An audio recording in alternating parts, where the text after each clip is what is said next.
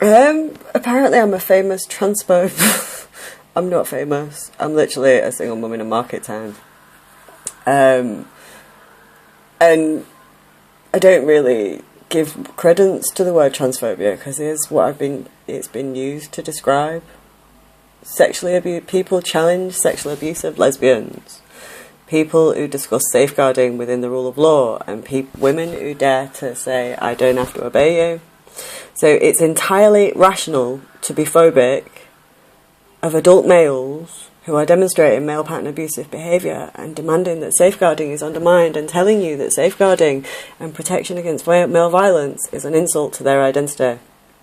People who tell you that if we have safeguarding and protection from male violence, they won't exist, they're the people that we have safeguarding and protection from male violence against. So I've always been able to identify abusive males, and I'm trained to. I don't use the word trans woman anymore because it's a linguistic take that's that's used to cause harm to children and women.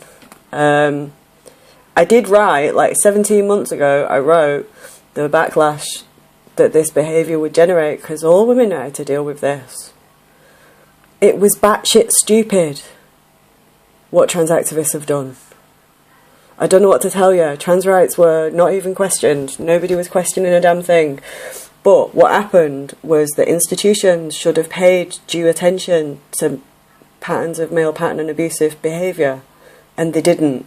And they opened a window, and predatory and abusive males climbed through, as they always would have done, and they showed themselves up really quick when they didn't need to, because they're trapped in patterns of behaviour that they can't change.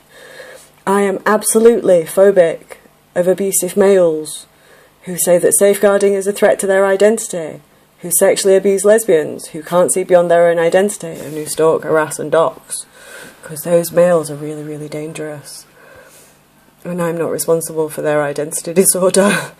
I'm absolutely supportive. I think if you've had a diagnosis of gender dysphoria and you're living with that, I think you should be protected by equality legislation. It's just fuck all to do with sex-based protections. The safeguarding and the rule of law I was already talking about already existed. And just because Twitter didn't know that, that's because elite institutions didn't know that. The rest of us did, and this always would have hit reality. The trans activists who are currently targeting me are the reason that trans rights are dead in the water.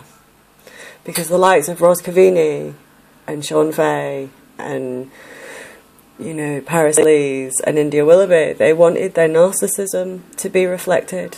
And so that's what happened, and people just went, ooh, fuck. Identifying as a woman is not a way to avoid women rejecting you or a way to stop women identifying male pattern abusive behaviour, nor is it ever going to be the law that we are required to subordinate our perception. This is not what equality legislation got you.